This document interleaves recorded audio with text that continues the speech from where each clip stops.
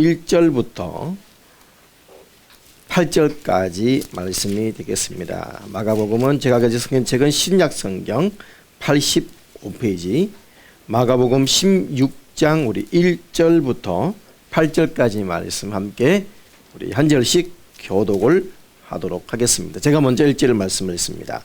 안식일이 지남에 막달라 마리아와 야고보의 어머니 마리아와 또 살로메가 가서 예수께 바르기 위하여 향품을 사다 두었다가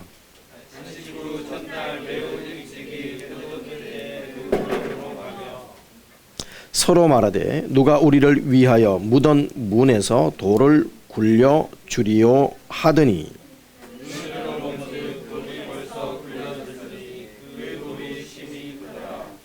무덤에 가서 흰 옷을 입은 한 청년이 우편에 앉은 것을 보고 놀라매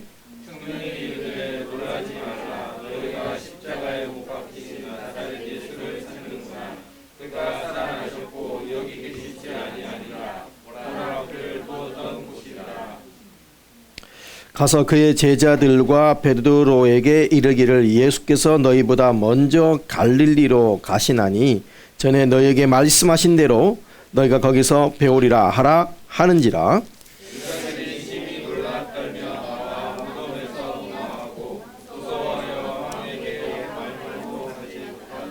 아멘. 자리에 착석하시겠습니다.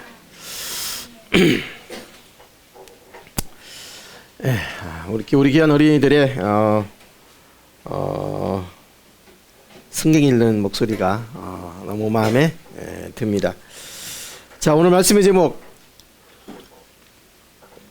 같이 선포하겠습니다. 시작. 절망의 돌문을 굴려낸 능력. 절망의 돌문을 굴려낸 능력. 여러분, 오늘은 무슨 날?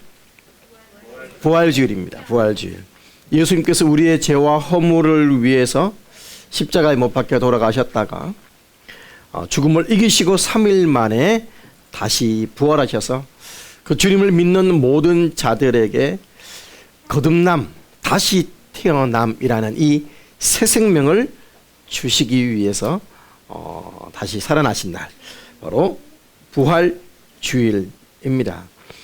여러분, 부활이 되고 부활이 가치가 있고 부활이 위대한 것은 부활한 죽음을 이겼기 때문입니다. 여러분, 사람이라면 모두가 다 마찬가지이겠지만 특히 우리나라 사람들은 죽음에 대한 강한 거부감이 있습니다. 그래서 우리나라 사람들이 제일 싫어하는 숫자는 4죠. 4. 병원이나 호텔 같은 데 가보시면 4층이 없는 곳이 상당히 많습니다. 3층인데 갑자기 5층이 되죠. 이게 4가 없습니다. 왜냐하면 이 죽을 사자와 음이 같기 때문에 기분 나쁘다 이거죠. 그래서 굳이 4층을 넣어야 되면 4층이라 하지 않고 뭐랍니까? F층 이렇게 합니다. 영어 4를 써서 F층 이렇게 얘기합니다. 여러분, 그만큼 사람들은 죽음과 관련된 것들을 싫어합니다. 솔직하게 죽음은 참 두렵습니다. 여러분, 왜 코로나 팬데믹이 일어나고 난 다음에 전 세계가 왜 이렇게 힘들어졌습니까? 사실 코로나로 인해서 사망자가 나오기 때문에. 코로나 그냥 아프고 말면, 지금 오미크론처럼 사망자 거의 없이 아프고 말 것 같으면 이렇게 사람들이 힘들어하진 않았습니다. 그런데 코로나에 사망자가 나오니까 그것이 무서웠죠. 그래서 일상이 마비가 되었고 약 2년 동안 우리는 참 힘든 시간들을 보내야 했던 이유가 뭡니까? 죽음의 공포 때문이었습니다.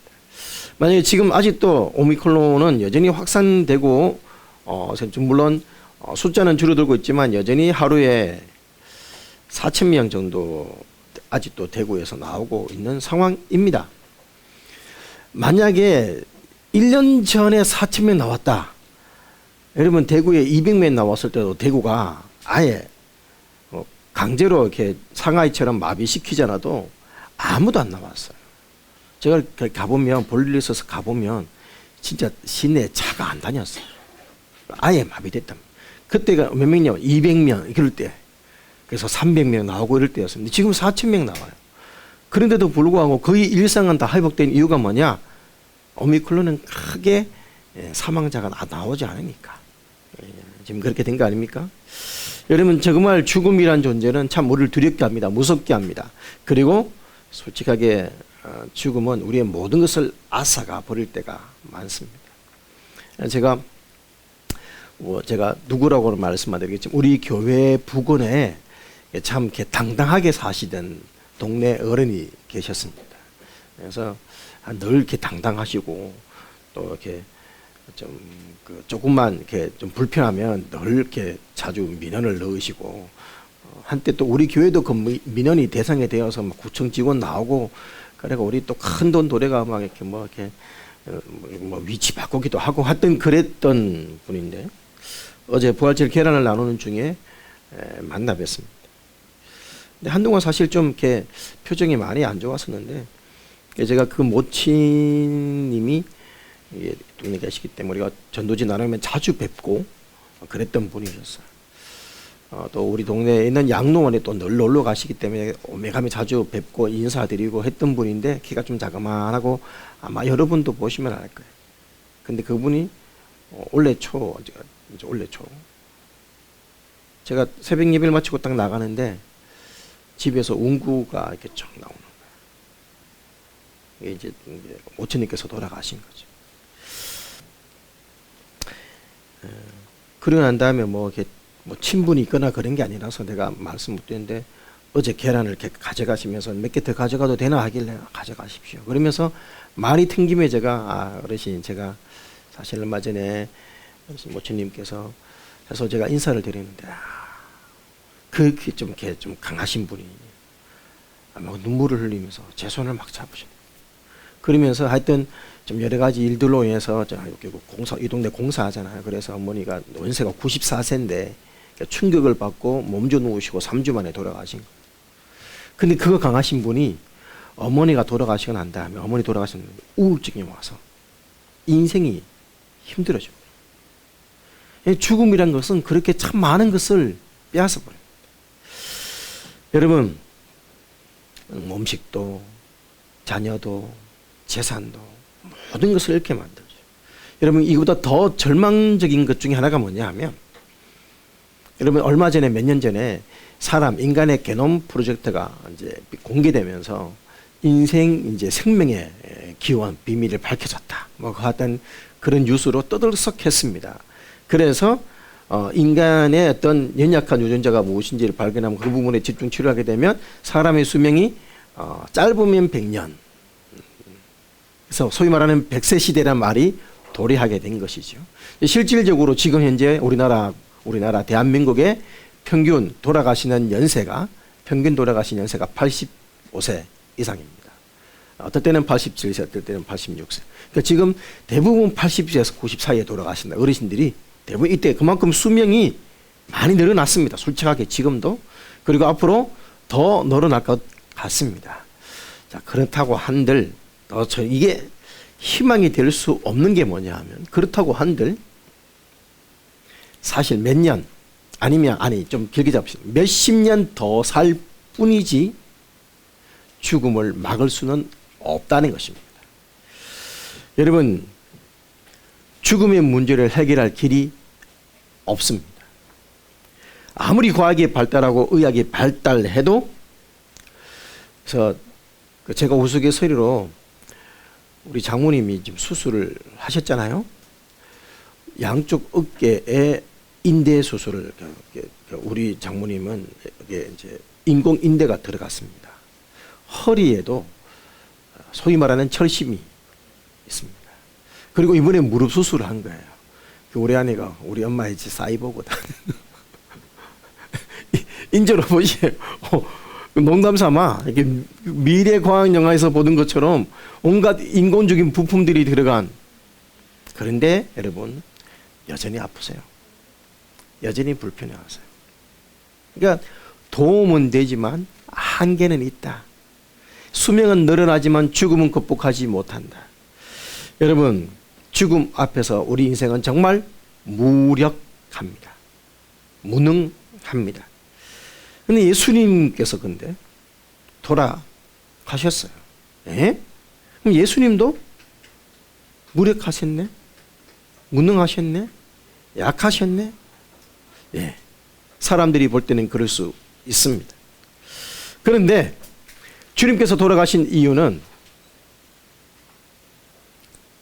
주님은 안 돌아가실 수 있었지만 죽음을 선택하셨습니다. 여러분, 우리 중에 죽기 위해 태어난 사람이 있습니까? 다 죽으니까 죽기 위해 태어났다고 말은 할 수 있겠지만 죽기 위해 태어난 존재는 아무도 없습니다. 우리는 단지 죽음을 맞이할 뿐이죠. 그러나 주님은 죽기 위해 이 땅에 오신 분이셨습니다. 하나님이셨기 때문에 그분은 죽음을 맞이하지 않을 수 있었습니다. 안 죽을 수 있는 분이 죽어야 되니 그것이 너무 힘드셨어요. 그래서 십자가 못 박히시기 전에 계속 주님께서 갈등하신 이유가 하나님이시지만 인간이시기 때문에 우리와 똑같은 고민, 똑같은 갈등, 똑같은 아픔을 체휼 다 경험하신 거예요. 그러니까 고민하신 거예요. 그래서 겟세마네 동산에서는 결정적으로 할 수만 있으면 이 잔을 옮겨주십시오 라고 갈등할 만큼 그분은 우리와 똑같은 고민과 아픔을 가지신 분이셨어요. 그럼에도 불구하고 그분은 그 죽음을 맞이하지 않을 수 있는 분이셨어요. 그러나 그는 돌아가셨어요. 왜? 돌아가셔야 우리가 살아나기 때문인 것입니다. 우리가 구원받기 때문인 것입니다. 우리가 인생의 문제들이 회복될 수 있기 때문입니다. 그래서 주님께서 요한복음 19장에 보시면 마지막 외쳤던 목소리가 뭡니까? 외쳤던 목소리. 다 이루었다. 뭘 다 이루었어요? 마태복음 1장 21절에 보면 예수님이 오신 목적이 이렇게 기록되었습니다. 아들을 낳으리니 이름을 예수라 하라. 이는 저가 자기 백성을 저희 죄에서 구원할 자이십니다. 주님은 우리의 죄를 구원하기 위해서 오셨고 그 모든 목적을 다 이루셨고 그래서 돌아가셨습니다. 여러분, 그리고 난 다음에 오늘 본문이죠. 2절에 보면 안식 후 첫날. 안식 후 첫날. 여러분, 이스라엘에게 안식일은 언제? 토요일입니다. 토요일. 그러니까 안식 후 첫날은 무슨 날? 우리말로 얘기하면 일요일. 일요일인데 근데 이 일요일에 주님께서 뭐 하셨어요? 다시 살아나셨어요. 부활하셨어요. 그래서 주님이 부활하신 날 줄여서 주님의 날 이렇게 부르다가 주님의 날 부르다가 또 줄여서 뭐 주의 날 이렇게 부르다가 주의 날 또 줄여서 이제 지금은 두 자로 뭐 주일이라고 얘기하는 거예요. 주님이 부활하신 날이다 이 말이에요. 주님의 날이다 이 말이에요. 그래서 주일이라고 얘기하는 거예요. 일요일. 우리 그리스도인들은 주일이라고 하죠. 그래서 주일날은 쉽니다. 뭐 이런 글을 보는 이유가 바로 여기에 있습니다. 여러분, 이 주일 새벽이죠.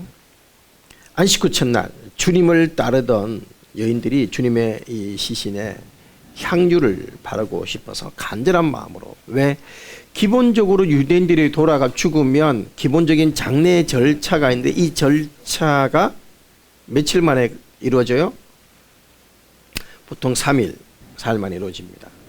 그런데 그 이루어질 때 뭐냐 하면 향품도 바르고 여러 가지 절차를 하는데 주님은 돌아가시고 그리고 그 시신을 방치하면 안 되기 때문에 유월절을 맞아야 되기 때문에 바로 무덤에 들어가셨어요. 돌아가시자마자 바로 무덤에 들어가셨거든요. 그렇기 때문에 그 제대로 장례의 절차를 따라 향품 이게 못하셨을 거라고 추측을 했습니다. 물론 아리마대 사람 요셉이 여러 가지 몰약이든가 한품을 나름 준비를 하긴 했습니다만 또 좀 부족했겠죠. 그래서 어떻게 주님을 제대로 장례해 드리고 싶어서 여러분 새벽 미명의 무덤을 찾아갑니다. 자, 가면서 이들의 고민이 뭐냐? 3절이었습니다. 3절 보십시오. 3절. 서로 말하되 누가 우리를 위하여 묻은 문에서 돌을 굴려 주리요. 왜요? 무덤을 단단하게 임봉하는 것을 보았고, 또 여러분 이 돌이 엄청 컸기 때문입니다. 여러분 저 사진을 보시면 그 돌이 심히 크더라 됐죠. 자, 사진 보십시오. 사진.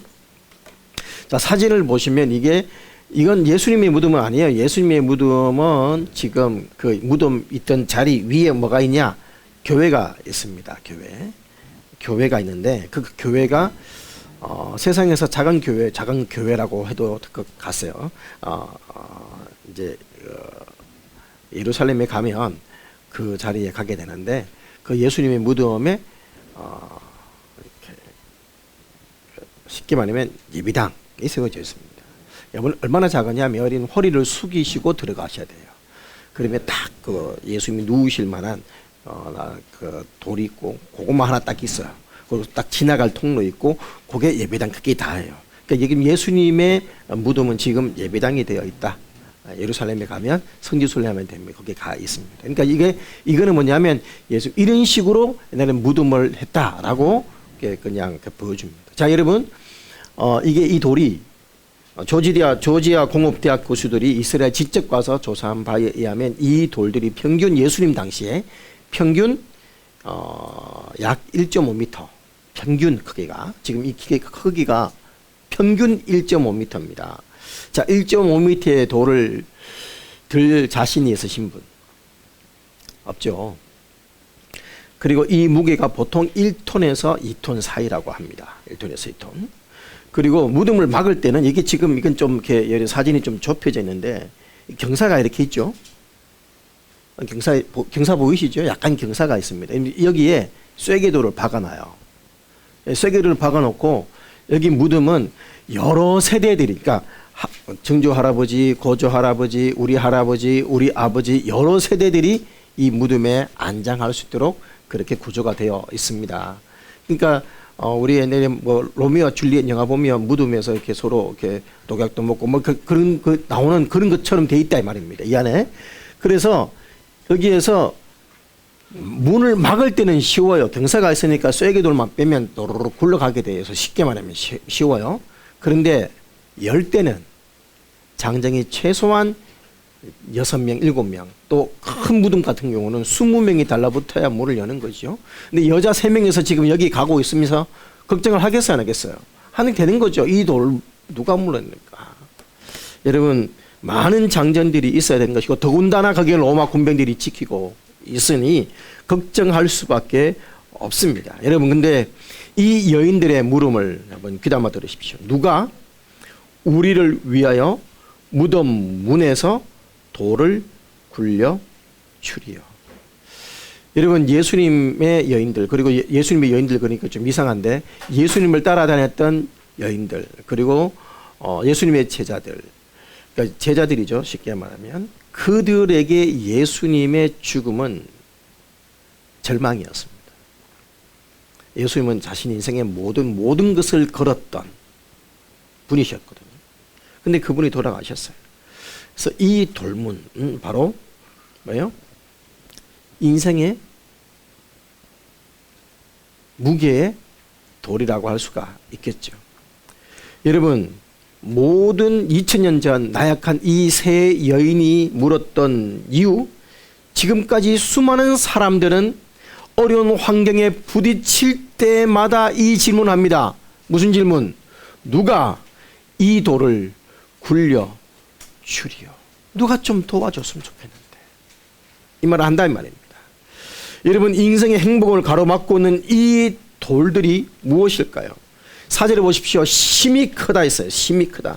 내 힘으로는, 우리 인간적인 말로 택도 없는 이 돌, 내 힘으로는 도저히 굴려낼 수 없는 이 돌 누가 좀 굴려 주리요? 수많은 인생들은 이 질문을 외치고 있습니다. 여러분, 이 돌은 절망의 돌입니다. 예수님의 죽음과 더불어 제자들의 소망도 기대도 꿈도 다 끝나버린 절망의 돌. 여러분, 키에르케고르라는 철학자가 죽음에 이르는 병이 한 가지가 있는데 그게 뭐라고요? 절망이라고 했습니다. 절망. 여러분, 희망을 가지고 있는 사람들은 병원에서 나은 사람인지 낫지 못하고 죽을 사람인지 알 수 있는 가장 대표적인 게 뭡니까? 표정입니다.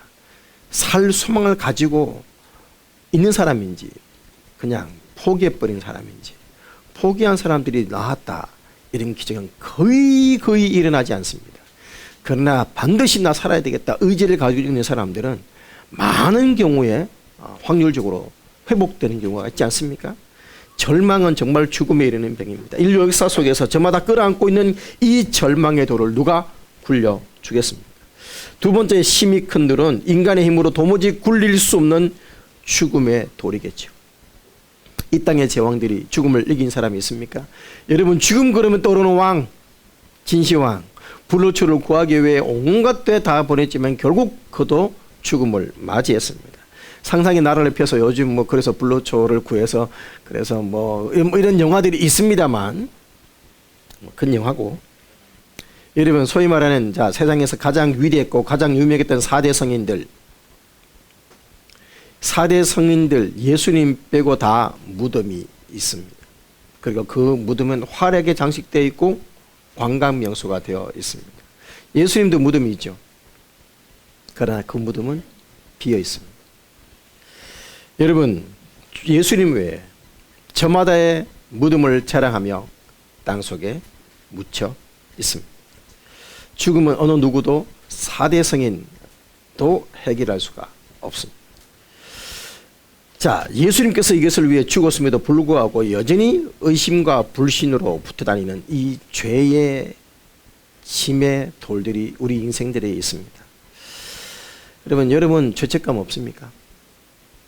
저는 어릴 때 제가 워낙 범생이어서, 여러분 범생이 다 공부 잘하는 것은 아닙니다만 저는 워낙 범생이어서 제가 공부를 잘했다는 뜻은 아니고 워낙 모범생이어서 참 죄책감이 많았습니다. 자주 혼나고 그러면서. 그래서 죄인이라는 단어를 들었을 때 저는 이게 사실 뼈저리게 와닿았던 사람이에요. 그런데 예수님께서 내 모든 죄를 이미 다 용서해 놓았다. 여러분, 사람들이 복음 그런데 저는 정말 복음이었어요. 내 모든 죄를 이미 예수님이 다 용서해 놓았다. 이 사실을 저는 예수 믿고도 사실은 몰랐었어요. 제가 다른 교회를 다녔었는데. 그런데 이 복음을 제대로 듣고 복음적인 교회를 다녔다 하고 제가 여기 온 거 아닙니까? 고3 때 왔습니다. 그리고 지금까지 여기 있습니다. 복음적인 거예요. 내 모든 죄가 다 해결되었다. 이게 얼마나 제겐 큰 기쁨인지 모릅니다. 죄짐. 여러분 사람들 보십시오. 다 할매들 보십시오. 연세 드신 분들이, 특히 이제 남자들은 제가 그런 표현 안 쓰는데 어머니들이나 연세 드신 분들이 힘들거나 가정에 우환이 일어나면 가슴을 치면서 내가 죄가 많아서 이렇게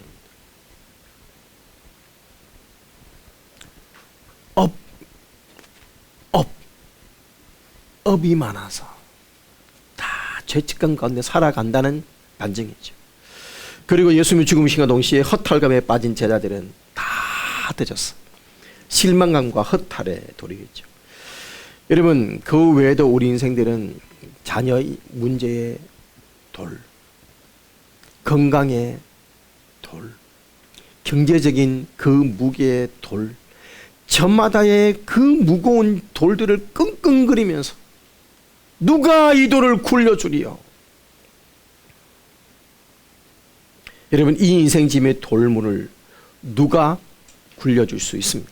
마음 아프고 고통스럽고 상처가 나도 아무도 나를 어루만져 줄 수 없을 때, 모든 사람들이 나를 버린 것처럼 홀로 고독에 젖어 울 때 누가 이 상처의 돌문을 굴려주겠습니까? 인생 살아가다가 얽히고 설킨 문제들, 내 힘으로 해결될 수 없는 막다른 인생의 골목길에 서 있을 때마다 누가 이 절망의 물을, 이 문제의 돌을 굴려주겠습니까? 죄를 짓고 쩔쩔매고 있을 때 누가 이 죄짐을 해결해 줄 것이며, 죽음 앞에 섰을 때 사랑하는 남편도, 사랑하는 아내도, 사랑하는 자녀도, 그 소중했던 내 자식의 짐도, 내 죽음의 짐을 벗겨줄 수 없을 때 누가 이 돌문을 굴려주리요? 수천 년 동안 사람들이 외쳐왔고 부르짖었던 외침입니다. 무덤 앞에서 인간의 생명을 죽음으로 삼켜버린 허무와 절망 앞에서 누가 우리를 이 돌에서 굴려줄까요? 누구도 여기에 통쾌한 대답을 주지 못했습니다. 연약함과 허무만 탄식해 왔습니다. 발달한 지식도 과학도 이 돌문을 굴려주지 못했습니다. 어떠한 권세자도 이것을 해결하지 못했으며 어떤 권력자도 어떤 통치자도 이 문제를 해결해 주지 못했습니다. 화려한 꿈을 가지고 새롭게 지금 이제 곧 자리에 서게 될 대통령도 이 문제만큼은 해결해 줄 수 없을 것입니다. 마치 대한민국의 행복을 책임질 것처럼 공약은 내걸지만 절대로 이 문제는 해결해 줄 수 없습니다. 이 인생의 행복을 가로막고는 이 거대한 죽음의 돌문을 누가 옮겨낼 것입니까? 이 무거운 돌에 도전장을 낸 사람들은 건강한 남정네 제자들이 아니라 연약한 3명의 여인들이었습니다. 여러분, 예수님께서 체포되자마자 죽을 때까지 주님을 따라가겠습니다 외쳤던 제자들은 다 도망갔습니다. 주님이 십자가에 못 박힐 때 그저 여자 몇 명 그리고 요한 외에 예수님 곁에 있는 사람은 없었습니다. 이 무수한 시련에도 불구하고 끝까지 믿음과 사랑과 헌신이라도 베풀기 위해서 나선 여인들, 예수님의 무덤가에 흐느껴 울던 이들이 유대인은 당연히 받아야 될 이 장례의 절차를 못 받은 예수님이 못내 아쉬워서 향품에도 바를까 싶어 새벽 미명에 아무도 없을 때 혹시라도 모르니까 이때 가면 뭔가가 될 수 있지 않을까 싶어 달려오는 이 초조한 발걸음들, 그러면서 외칩니다. 누가 굴려주리요? 그런데 여러분, 왔더니 어떤 일이 일어났어? 사절 보십시오. 벌써 굴려졌으니, 이미 돌은 굴려져 있었습니다. 사랑하는 여러분, 이 아침에 여러분 어떤 마음으로 이 자리에 오셨습니까? 굴릴 수 없어 쩔쩔 매고 있는 그 돌들을 가지고 오지는 않았습니까? 여러분이 안고 있는 인생의 무거운 짐, 그것이 무엇인지요? 오늘 주님이 부활하신 부활절 아침, 오늘 본문이 우리에게 던져주는 위대한 메시지가 뭐냐? 주 안에서 이 돌들은 이미 굴려졌습니다. 할렐루야. 예수님이 찾아간 그 자리에 예수님은 계시지 않았습니다. 무덤은 비어 있었습니다. 그리고 그 무덤에 누가 있었습니까? 한 청년, 다른 말로 얘기하면 천사. 그가 부활의 소식을 알려줍니다. 여기 계시지 않고 살아나셨느니라. 여러분, 하나님의 아들 독생자이고 우리의 구세주 되시는 이유는 그가 죽음에서 다시 살아나셨기 때문입니다. 수많은 종교를 창시한 창시자들, 그들은 그들의 무덤을 자랑하지만 우리 주님의 무덤은 묻혔던 곳은 있지만 진정한 무덤은 없습니다. 살아나셨기 때문이지요. 여러분, 살아있는 자의 무덤이 있을 리가 없습니다. 그리고 살아난 주님은 지금도 살아 계십니다. 여러분, 죄악의 짐이 이미 굴러갔습니다. 과거 여러분이 어떤 죄를 지었던 예수 안에 들어오면 그 죄의 무거운 짐이 해결되는 줄 믿습니다. 여러분, 어떤 마귀의 세력도 여러분을 정죄하지 못할 것입니다. 죽음 앞에서 쩔쩔 매지 마십시오. 예수님은 이 죽음을 없애지는 못했지만 죽음의 문제를 해결하실 수 있는 분이십니다. 여러분, 지옥의 음부의 권세, 다른 말로 지옥의 권세를 이미 무너뜨리고 주님은 다시 살아나셨기 때문에 여러분의 이름은 이미 하늘나라 생명책에 기록되어 있는 것을 믿으시기 바랍니다. 다시 4절을 보십시오. 눈을 들어본 즉 벌써 돌이 굴려져 있는데 그 돌이 뭐라고요? 심히 크더라. 이미 돌은 굴려졌습니다. 절망의 돌, 허탈의 돌, 허망의 돌, 죄의 돌 다 굴러갔습니다. 여러분 천사가 선포하는 메시지 들어보십시오.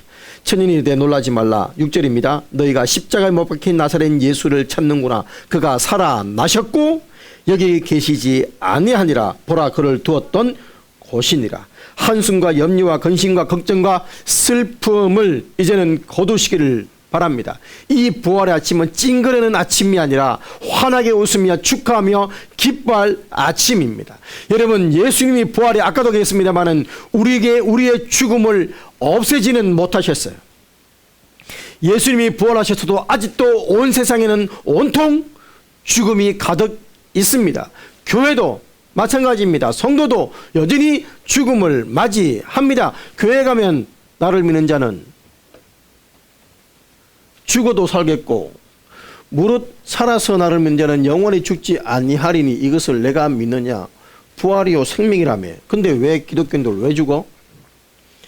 여러분 주님이 말씀하는 영생은 그저 영원히 사는 삶을 의미하는 것이 아니라 첫 번째는 풍성한 이전과 차원 다른 풍성한 삶을 의미하는 것이고, 그리고 예수님처럼 비록 우리가 죽음을 맞이할지언정 다시 살아나기 때문에 영생이라고 말씀하신 것입니다. 여러분 그래서 말씀합니다. 죽음을 없애지는 못했어요. 그러나 죽음을 이길 수는 있습니다. 왜? 다시 살아나니까.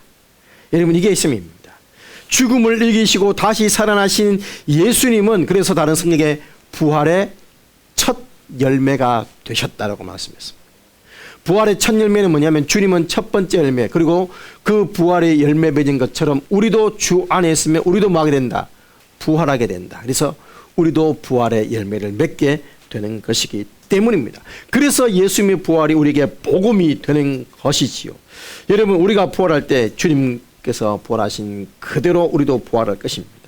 여러분 그래서 우리가 지금 고린도후서 말씀을 계속 살펴봤죠. 이제 마지막 13장이 남았는데 제가 오늘 본문을 사실 누가복음 고린도후서 13장을 오늘 본문으로 하려고 했어요. 왜? 13장 3절 4절에 부활의 메시지가 있거든요. 그래서 그냥 고린도서를 쭉 가고 싶었는데 이게 또 이 말씀이 또 이렇게 연결이 되어서 제가 여러분 고린도후서 13장 3절과 4절을 한번 보십시오. 이게 사실 이제 바울을 이야기를 해야 돼서 바울 이야기를 하려니까 좀 이야기가 길어질 것 같아서 그냥 넘어갔습니다만, 자 3절 4절에 보면 이렇게 말씀합니다. 이는 그리스도께서 내 안에 말씀하시는 증거를 너희가 구함이니 제가 너희를 향하여 약하지 않고 도리어 너희 안에서 강하시니라. 여러분 요 앞에서 무슨 말씀했어요? 약할 때 강함 되신다 했죠. 내가 약할 그때 곧 강합니다. 여러분 그리스도께서 약하심으로 십자가에 못 박히셨으나 사람들이 볼 때는 예수님은 무능한 것처럼 죽음의 문제를 해결하지 못한 것처럼 약한 존재처럼 죽으셨다 이 말입니다. 그러나 오직 하나님의 능력으로 살으셨으니 우리도 저의 안에서 약하나 너희를 향하여 하나님의 능력으로 저와 함께 살리라. 할렐루야. 여러분 이게 무슨 말입니까? 그리스도는 약한 것처럼 보였지만 결코 약한 분이 아니라 다시 살아났다는 것입니다. 사도 바울도 고린도 성도들에게는 약하게 보였습니다. 여러분 이미 여러 번 언급한 것처럼 사도 바울을 폄훼하는 사람들이 있었습니다. 고린도후서 13장에 보면, 그래서 여러분 사도 바울에서 편지로는 강한데 대면에 보면 우유부단하고 말도 약하고 그리고 또 그는 외모도 많이 약했습니다. 육체적으로 약했습니다. 질병도 있었습니다. 여러분 그래서 외적으로 보면 사도 바울은 정말 약한 존재처럼 보였습니다. 무시당했습니다. 그러나 사도 바울이 외치는 메시지가 4절에 뭐냐? 그리스도께서 약하심으로 십자가에 못 박히셨으나 오직 하나님의 능력으로 살아나셨으니 우리도 말입니다. 나도 약한 것처럼 보이지만 그러나 하나님의 능력으로 나는 더 이상 약하지 않아. 왜? 주님이 부활하셨으니까. 여러분 바로 그것입니다. 주님은 약한 것처럼 보였습니다. 그래서 죽음 것처럼 보였습니다. 죽음을 없애지는 못했습니다. 그러나 주님은 다시 살아나셨습니다. 여러분, 주 안에 있다면 우리도 부활의 권능으로 겉으로 볼 때는 약합니다. 겉으로 볼 때는 무능해 보입니다. 겉으로 볼 때는 무시당할 존재처럼 보입니다. 나 스스로도 내가 너무 한심해 보이고 싫을 때가 있습니다. 그러나 주 안에서 우리는 부활의 능력에 함께 동참한 존재로 결코 나약함으로 끝나는 존재가 아닙니다. 이것이 바로 그리스도인입니다. 오히려 그 약한 것 때문에 바로 그 자리에 그곳에 누가? 예수님이 역사하십니다. 내가 약할 그때 곧 강합니다. 이는 내 능력이 약한 데서, 주님의 말씀에서 예수님의 능력이 약한 내 약한 부분에서 역사하시기 때문입니다. 내 약함을 주님은 도와주시기 때문입니다. 누가 이 돌을 굴려주리요? 예수님이 굴려주셨습니다. 그리고 약한 그곳에 임하십니다. 여러분, 환경이 어려울 때 있습니다. 남들이 모르는 남들을 당하는 모든 질병과 고통, 나도 동일하게 겪을 수 있습니다. 세상 사람하고 똑같이 우리도 그렇게 약해 보일 수 있습니다. 똑같아요. 그 사람도 햇볕 빼고 나도 햇빛 빼고, 그 사람도 아프고 나도 아프고, 그 사람도 죽고 나도 죽겠지요.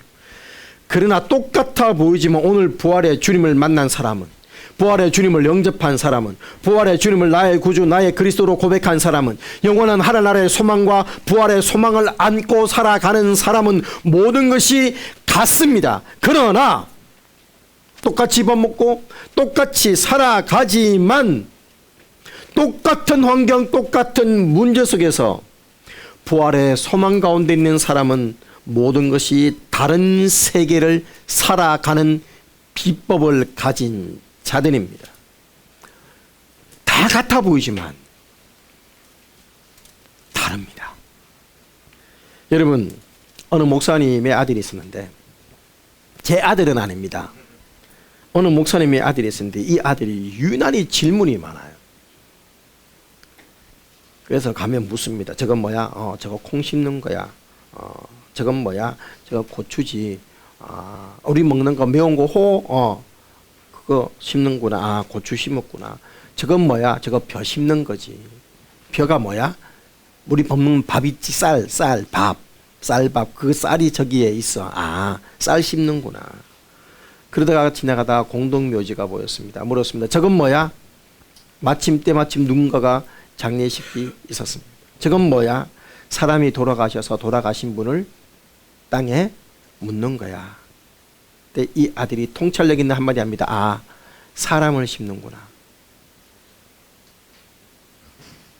그 순간 이 목사님이 번개를 맞은 것처럼 깨달음의 통찰력이 쫙 온 거예요. 그렇구나. 모든 사람이 죽지. 모든 사람이 땅에 묻히지. 그러나 하나님의 사람들, 하나님의 백성들은 그저 묻히는 게 아니고 심는구나. 예수님을 알지 못한 사람들, 부활을 알지 못한 사람들은 한 번 묻히면 그냥 영원한 음부, 영원한 저세상, 영원한 지옥에 갇힌다고 생각하겠지만 우리는 심겨지는 거구나. 그리고 주님이 부활한 것처럼 부활의 아침에 다시 살아나는구나. 새롭게 영원한 세계에 심겨진 것이구나. 깨닫게 되었다는 것입니다. 정확하게 이것을 고린도후서 15장 42절에서 44절은 이렇게 말씀하고 있습니다. 죽은 자의 부활도 그와 같으니 썩을 것으로 심고 썩지 아니할 것으로 다시 살며, 욕된 것으로 심고 영광스러운 것으로 다시 살며, 약한 것으로 심고 강한 것으로 다시 살며, 육의 몸으로 심고 신령한 몸으로 다시 살아나라니 육의 몸이 있은즉 영의 몸도 있느니라. 할렐루야. 죽음의 무력감 때문에 여러분 인생들이 얼마나 많은 노래를 부릅니까? 여러분, 그러나 그 죽음의 무력감 앞에 노래한 노래들은 다 허망한 노래입니다. 여러분, 죽음 앞에서 정말 당당했던 위인들이 정말 많습니다. 여러분, 대표적으로 조선시대 사육신 중에 한 명이었던 금보 성삼문, 그는 당당하게 죽음 앞에서 맞이했지만, 그러나 그가 사형장에서 얽었던 그 식구가 있죠. 들어보시겠습니까?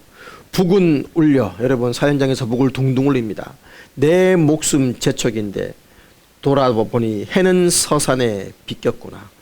아 황천길엔 주마가 나왔다 가거늘 오늘 밤 이 나그네 네 집에 쉬어 갈고.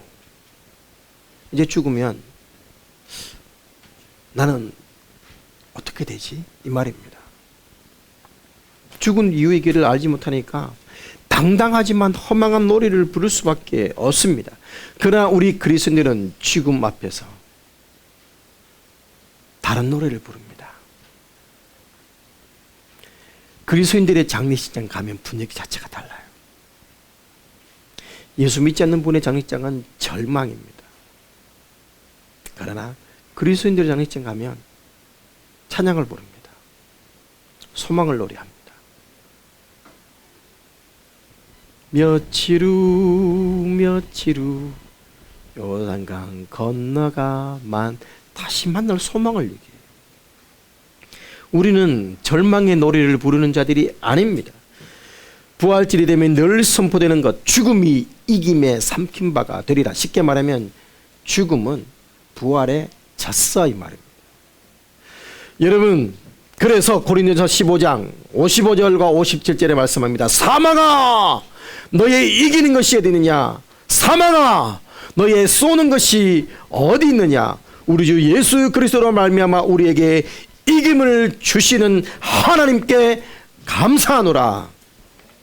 여러분 우리는 죽음을 이야기하는 자들이 아니라 죽음을 멸시하고 죽음을 비웃고 죽음을 정복하고 승리를 노래할 수 있는 존재가 되어버렸습니다. 그래서 빌리 그레함 얼마 전에 돌아가셨습니다. 세계적인 전도자 빌리 그레함. 예수 믿지 않는 사람도 빌리 그레함한테 알죠. 북한에도 갔으니까. 빌리 그레함이 이렇게 말했습니다. 오늘 신문에서 빌리 그레함이 죽었다는 소식이 들리거든 믿지 마십시오. 나는 죽은 것이 아니라 다른 나라로 옮겨간 것뿐입니다. 다르지요 노래가? 성산문과 전혀 다른 노래입니다. 이화여대 총장이었던 김한란 박사는 죽을 때 이렇게 얘기했습니다. 내가 죽거든 슬픈 장성곡을 부르지 말라. 천국문에 들어가는 환희의 노래 승리의 행진곡을 불러달라. 국장으로 치러지는 장례식이 전국에 중계될 때 여러분 개성행진곡이 틀어졌었습니다. 물론 그 해 내가 태어났기 때문에 저는 모릅니다. 그러나 매스컴에서 그런 얘기를 하죠. 여러분 우리는 절망과 낭만과 사망을 노래하는 사람들이 아닙니다. 절망과 사망을 짓밟는 노래를 부르는 사람들입니다. 여러분 돌문을 굴리며 노래하는 사람입니까? 아니면 돌문에 갇혀서 신음하는 사람들입니까? 마가복음 16장 6절 너희가 십자가에 못 박힌 나사렛 예수를 찾는구나. 그가 살아나셨고 여기 계시지 아니하니라. 여러분 누가복음 24장에서 똑같은 본문을 이렇게 표현했습니다. 어찌하여 살아있는 자를 죽은 자 가운데서 찾느냐. 어찌하여 산 자를 죽은 자 가운데서 찾느냐. 예수님은 살아계신 분이십니다. 나는 부활이요 생명이니 나를 믿는 자는 죽어도 살겠고 무릇 살아서 나를 믿는 자는 영원히 죽지 아니하리라. 여러분 마지막으로 지미라는 한 아이의 이야기를 하고 설교를 마칠까 합니다. 지미, 이 아이는 태어날 때 온몸이 꼬인 채로 태어났습니다. 장애를 가지고 태어났어요. 10살이 되도록 자기 목도 제대로 가누지 못할 정도로 그런 연약함을 가지고 있었습니다. 나이 12살, 13살이 되어서 겨우 초등학교를 입학을 했는데 1학년에 들어갔는데 그럼에도 불구하고 몸이 불편하니까 온 교실의 방해꾼이 되었어요. 몸을 아무렇게나 움직이다가 책상을 넘어뜨리고 꽥꽥 소리 지르고. 그래서 스미스 선생님은 지미 엄마 아빠를 학교로 부릅니다. 그래서 정중하게 요청을 하죠. 왜 이 아이를 특수학교에 안 보냅니까? 친구들에게 여간 방해되는 게 아닙니다. 제가 감당하기가 어렵습니다. 엄마가 흐느껴 울면서 말했어요. 선생님, 조금만 참아주십시오. 사실은 이 아이가 지금 마지막 생을 버티고 있습니다. 병원에서는 이 아이가 하나님께서 부르실 날이 얼마 남지 않았다고 합니다. 이 말을 하고 더 이상 엄마가 눈물을 흘리며 말을 잊지를 못할 때 눈이 벌겋게 충혈된 지미의 아빠가 말을 이어서 합니다. 지미는 지금 반 아이들을 너무너무 사랑하고 좋아합니다. 만약에 지금 지미를 저 멀리 다른 학교에 보내면 지미는 인생의 마지막을 슬픔 가운데 맞이하게 될 거예요. 그러니 아이들에게 조금만 양해를 구해 주실 수가 없겠습니까? 선생님, 조금만 더 참아주시면 안 됩니까? 선생님이 알겠다고 얘기하고 돌아가는 이 엄마 아빠의 뒷모습을 보면서 이 스미스 선생님이 기도를 했습니다. 무슨 기도? 하나님, 생명이 이 땅에 얼마 없는 이 지미를 인내하며 바라보지 못한 나의 이 사랑 없음을 용서해 주십시오. 그의 친구들은 다 지미를 사랑하는데 선생님, 내가 지미를 아껴주지 못했습니다. 하나님, 지미의 영혼을 사랑할 수 있는 용기를 주시고 외아들 지미를 사랑하는 엄마 아빠에게 하나님 사랑을 더욱더욱 부어주십시오. 그렇게 겨울이 지나고 봄이 왔습니다. 선생님이 아이들에게 플라스틱 계란을 하나씩을 나누어 줬습니다. 왜냐면 아까 사진 봤던 이 계란, 빈 플라스틱 계란. 그 선생님이 얘기합니다. 얘들아, 부활절이 다가오고 있단다.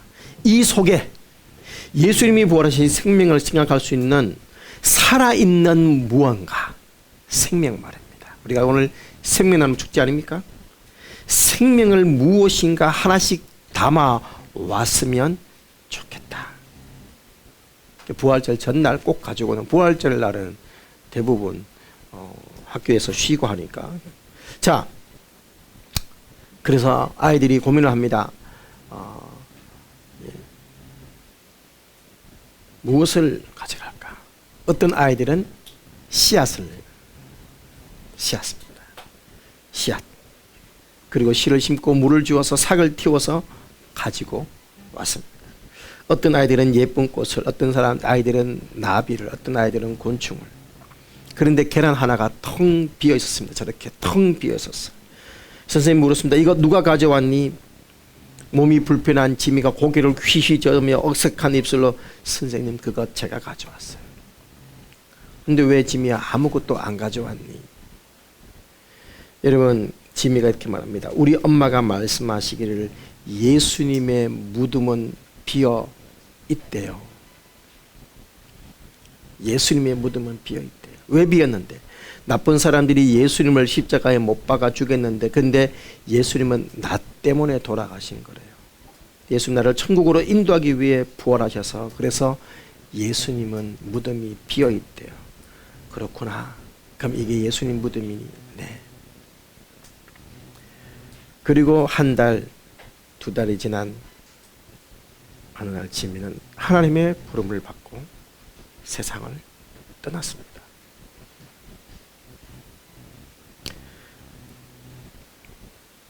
여러분, 장례식장에서 이 아이의 관 위에 저 빈 계란 29개가 올려졌어요. 꽃을 올린 게 아니라 반 친구들이 빈 계란 29개.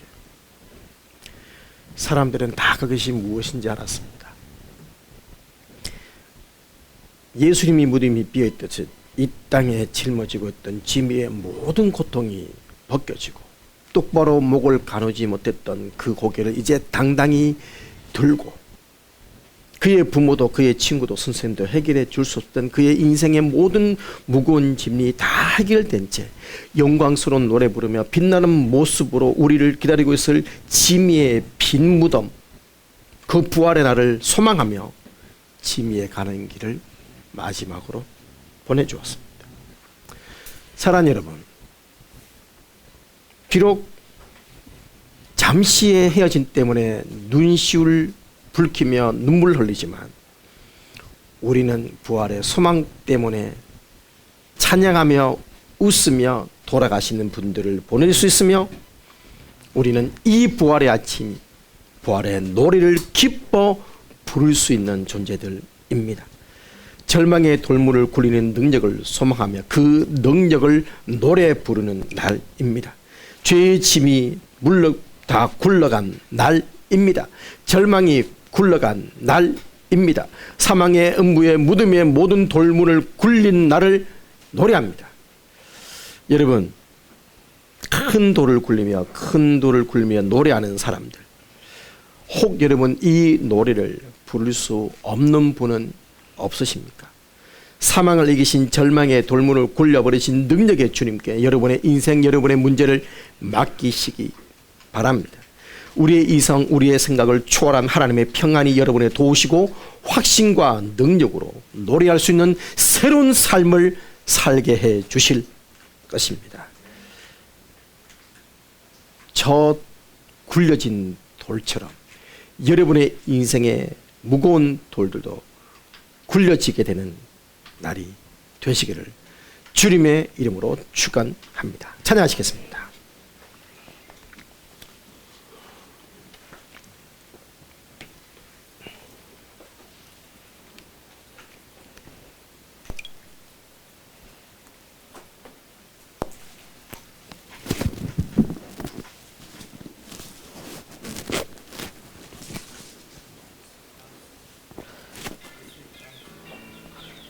우리 예수 열방의 소망으로 찬양 드리도록 하겠습니다.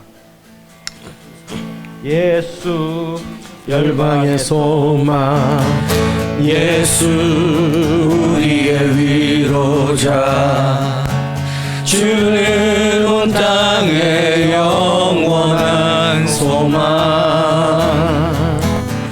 예수 어둠 속의 빛, 예수 변함없는 진리, 주는 온 땅의 빛이 되시네.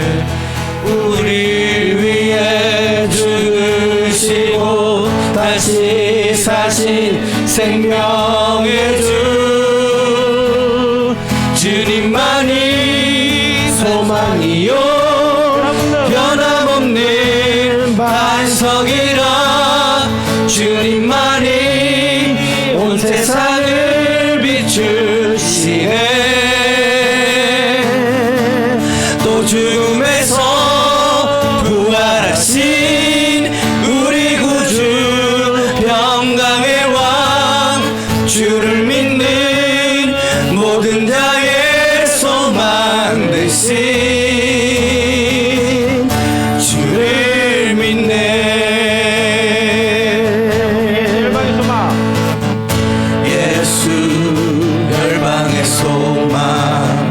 예수 우리의 위로자, 주는 온 땅의 영원한 소망. 예수 어둠 속의 빛, 예수 변함없는 진리, 주는 온 땅의 빛이 되시네.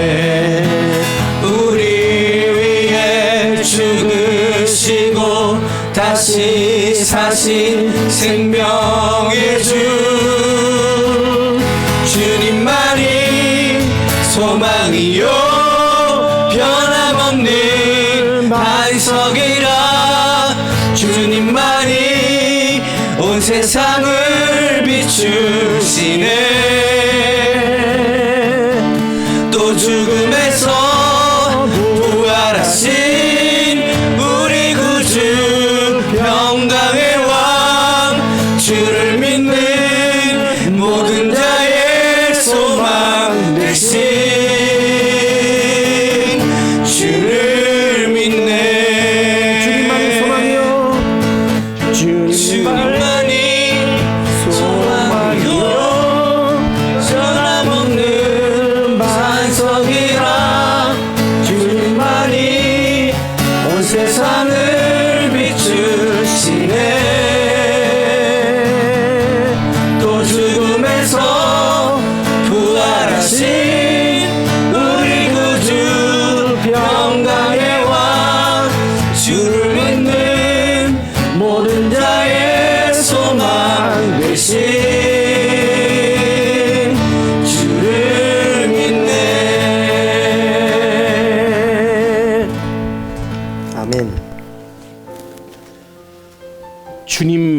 안이 소망이요 생명입니다. 사랑하는 여러분, 예수님께 여러분 인생에 남들에게 다 말하지 못할 그 인생의 무거운 돌, 짐 맡겨버리시지 않겠습니까? 주님께 여러분의 인생을 의탁하십시오. 주님께 모든 것 맡겨드립니다. 이제 주님만 따르기를 원합니다. 소망하는 마음으로 주님께 인생을 맡기실 때 주님은 우리의 무거운 절망의 돌을, 죽음의 돌을, 사망의 돌을, 죄의 돌을, 질병의 돌을 가져가실 수 있고 또 회복시켜 주실 수 있는 줄 믿습니다. 주님이 고치지 못할 사람은 없다라고 했습니다. 여러분, 주님이 우리와 함께 하시는 줄 믿습니다. 부활의 아침, 사랑하는 성도 여러분, 그 주님께 주님이 이미 우리의 죄의 짐을, 이미 절망의 돌을 굴려 주셨음에도 불구하고 여전히 그 무덤 안에서 나오지 못한 채 쩔쩔매며 긍긍전전하고 있는 우리들의 모습은 혹 아니십니까?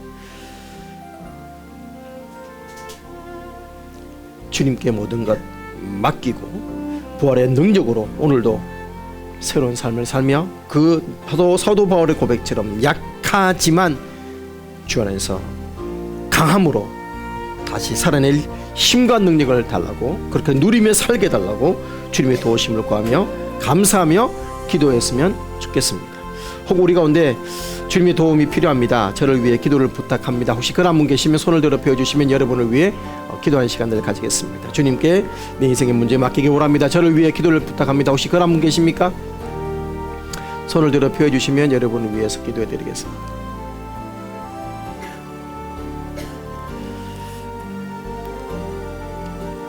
축복합니다. 이 시간 우리 다시 한번 우리 각자 입술로 고백하겠습니다. 하나님, 이 시간 나를 위해서 십자가에 못 박히시고 돌아가셨다가 부활하심으로 말미암아 내게 절망의 돌, 죄의 돌, 낙심의 돌 모든 것들을 굴려주시고 내게 새로운 삶, 새로운 다름을 경험할 수 있게 해주셔서 감사합니다. 주님을 더욱더 의지하며 부활의 능력으로 승리하는 삶을 살게 도와주시옵소서. 또 부활의 아침 함께 다시 주님과 함께 누릴 영원한 생명을 위해서 감사합니다. 우리 감사기도 또 고백기도 드리도록 하겠습니다. 기도하시겠습니다. 살아계신 아버지, 이 부활의 아침에 하나님 함께 주옵을 축하하며 아버지 감사하며 우리 아버지 앞에 나아왔습니다. 하나님, 인생의 사망을 이긴 절망의 돌문을 굴려버린 능력의 주님께 우리 인생의 문제 아버지 맡겨드리며 주님 인생의 개인의 구세주와 주님 문제빨며 나아왔습니다. 이 시간 우리 아버지 앞에 우리 인생의 문제를 맡겨드리기를 원합니다. 주님은 능히 우리 문제를 해결하시는 분인 줄 믿습니다. 절망의 돌을 굴려버리신 분인 줄 믿습니다. 더 이상 나만이 아버지 죽임에 삼킨 바 되는 줄 믿습니다. 하나님 부활의 능력으로 말미암아 우리가 오늘도 살고 있으며 그 부활의 소망으로 우리 있음을 믿습니다. 하나님 도와주셔서 나소가 다시 살아나는 것처럼 우리가 아버지 하나님 소생 정도가 아니라 영원한 생명의 사명을 가지고 소망을 가지고 우리가 또 믿음을 살며 감사하며 주님과 함께 동행하며 부활의 능력으로 살아내는 자들이 될 수 있도록 도와주시고 역사여 주시옵소서. 또 말씀 가운데 임하시고 다시 우리 주님께 모든 정의와 영광을 올려드립니다. 주님 영광 받아 주시옵소서. 말씀으로 충만케 하시고 성령으로 기름 부어 주시옵소서. 오늘 우리와 함께 하신 우리 아버지 앞에 모든 자녀 가정이 올려드립니다. 주님 영광 받아 주옵소서. 감사합니다. 부활의 승리하는 아버지를 불러드립니다. 아버지는 나가는 법 도와주시고 역사여 주시옵소서. 살아계신 아버지 하나님, 사망을 이기신 저 절망의 돌문을 굴려버리신 그 능력의 주님이, 그 아버지 능력이 나의 능력을 인해서 감사하고 그 부활의 주님이 나의 주님을 인해서 감사합니다. 우리 인생의 수많은 무거운 짐들을 주님께 맡겨버립니다. 주님께서 이미 굴려내 주시고 자유케 하시고 회복하고 계시고 우리에게 승리를 주시는 줄 믿습니다. 하나님 부활의 능력으로 한 주를 또한 1년을 승리하며 살게 하옵소서. 예수님의 이름으로 기도합니다. 아멘.